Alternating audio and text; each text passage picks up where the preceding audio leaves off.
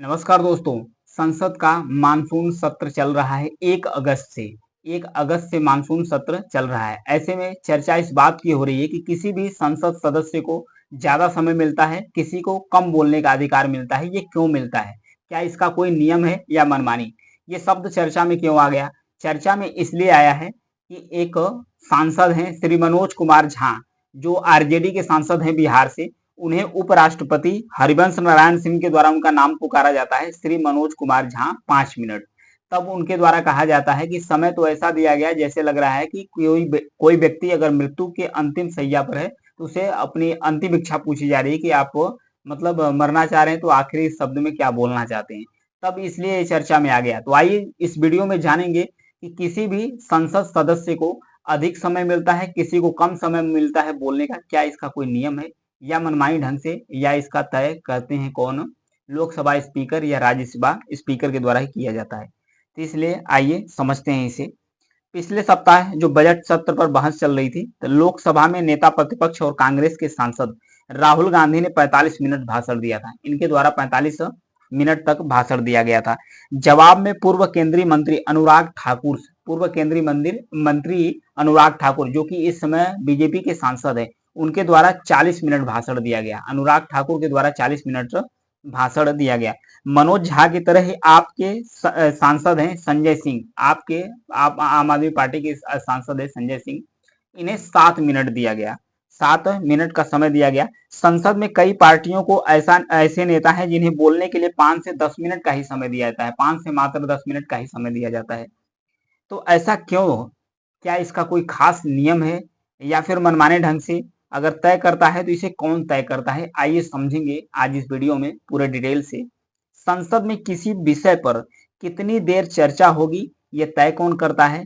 तो संसद के दोनों सदनों यानी लोकसभा और राज्यसभा में एक कार्य मंत्रणा समिति की गठन किया गया था, जिसे कहा जाता है business advisory committee, BAC, business advisory committee. इसका गठन किया गया था। दोनों सदनों की अलग अलग एडवाइजरी कमेटी होती है।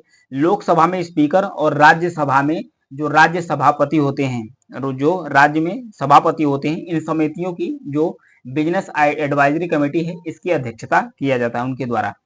ये समिति ही दोनों सदनों में से जो सांसद है 26 सांसदों का चुनाव करती है।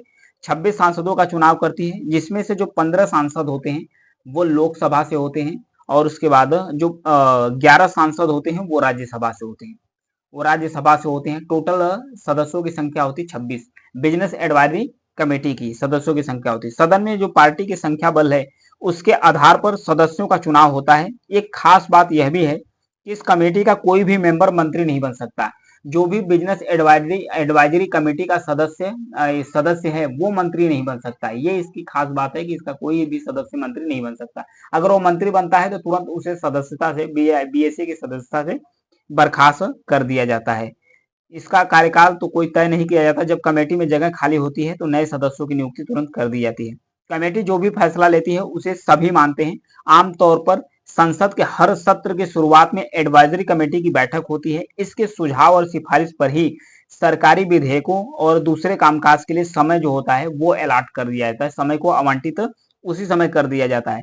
सदन के स्पीकर या सभापति सदन के नेता से बातचीत के बाद बिलों पर चर्चा करने के लिए, समय पर विचार करने के लिए उस समिति को भेजते हैं अपना संदेश। समिति केवल उन्हीं बिलों के लिए समय तय करती है जिस पर विचार करना होता है, अन्यथा अन्य बिलों पर वो चर्चा नहीं करती। हालांकि समिति कुछ खास मुद्दों पर पहल करके सरकार से चर्चा की सिफारिश कर सकती है। इसके अलावा सदन का जो अध्यक्ष होता है कुछ और काम भी समिति करती है। जैसे कि बीएससी का गठन, पहली बार जब इसका गठन हुआ था बीएससी का, ये हुआ था 14 जुलाई को। 14 जुलाई 1952 को, 1952 को हुआ था। उस समय भारत के जो स्पीकर थे वो थे जीबी मावलंकर थे, जिनका नाम गणेश वासुदेव मावलंकर था। वो उस समय स्पीकर थे, जिसे भारत का पहला स्पीकर भी बोला जाता है। भारत के पहले लोकसभा अध्यक्ष जीबी मावलंकर ही है। तो इसे समझते हैं। वर्तमान में जो समिति है लोकसभा और राज्यसभा की, इसके कौन कौन सदस्य हैं समझते हैं।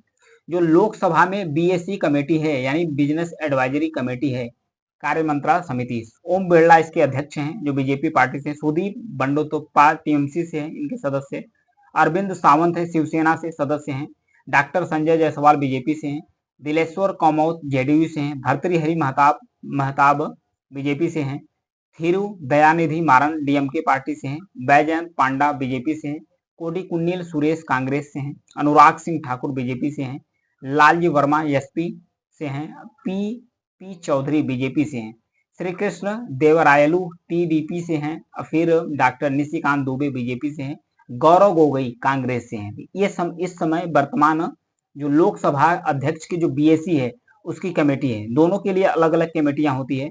वहीं राज्यसभा की तरफ आते हैं, जो राज्यसभा की बीएससी कमेटी है यानी बिजनेस एडवाइजरी कमेटी है, उसके सदस्य अध्यक्ष हैं जनदीप धनखड़ जो कि सभापति हैं, हरिवंश हैं जेडीयू सदस्य हैं, लक्ष्मीकांत वाजपेयी ये भाजपा से हैं, प्रेमचंद्र गुप्ता आरजेडी से हैं, जयराम रमेश बीजेपी से, पी विजय साई रेड्डी वाईएसआर कांग्रेस से हैं, तिरुचि शिव डीएमके पार्टी, संजय सिंह आप नेता हैं, डेरेक ओ ब्रायन टीएमसी से हैं, डॉक्टर राधा मोहन दास बीजेपी से हैं।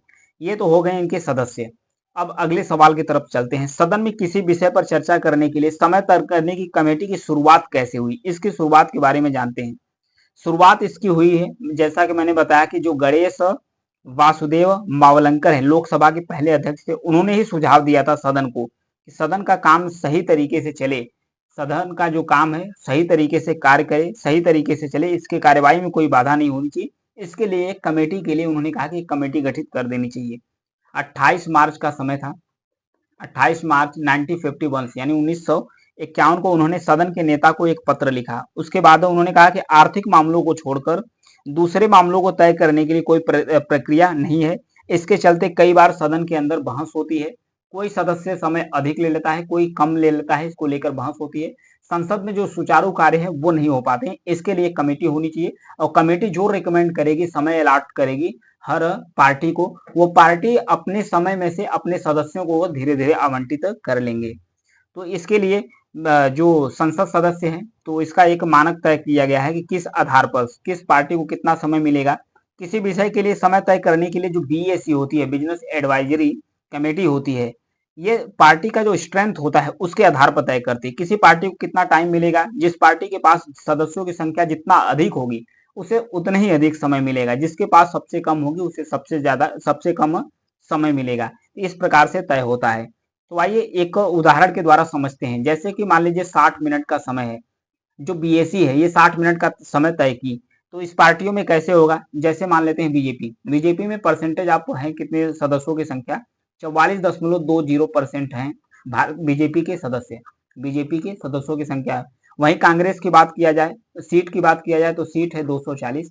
वहीं कांग्रेस की बात किया जाए तो कांग्रेस की सीटें हैं 99, सीटें 99 है। अगर परसेंटेज की बात किया जाए तो 18.23% वोट कांग्रेस को मिला है। इतने मतलब सदस्यों की संख्या, इतने परसेंटेज सदस्यों की संख्या है। तो 60 मिनट में अगर डिवाइड किया जाएगा तो 46 यानी कि 46 मिनट जो समय मिल जाएगा वो मिल जाएगा बीजेपी को।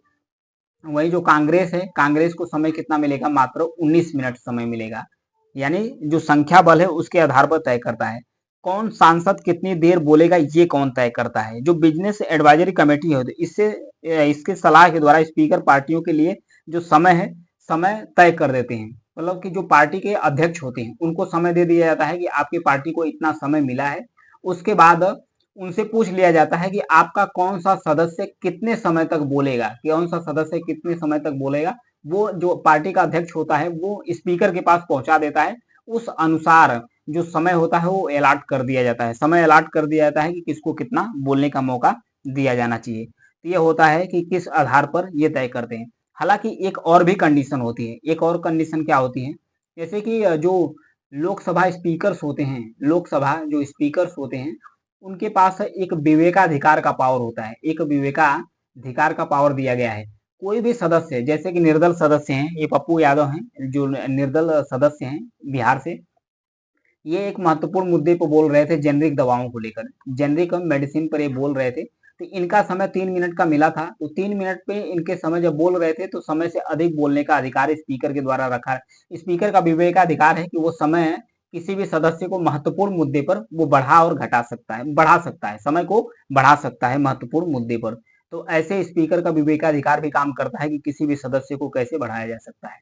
फिर वही होता है राज्यसभा में भी उसी तरीके से समय अलॉट होता है। वहीं जो राज्य का जो विधानसभा होता है, राज्य के अंदर जो विधानसभा होता है उसके अंदर भी इसी प्रोसेस के तहत ही समय को अलॉट किया जाता है। तो ये मनमाना नहीं है, एक नियम है। नियम का कोई विशेष मतलब संविधान में तो प्रावधान नहीं किया गया है, लेकिन ये नियम बनाया गया है बीएससी को लेकर। बिजनेस एडवाइजरी जो कमेटी होती है ये समय अलॉट करती है, हर पार्टियों को उसके स्ट्रेंथ के अनुसार देती है।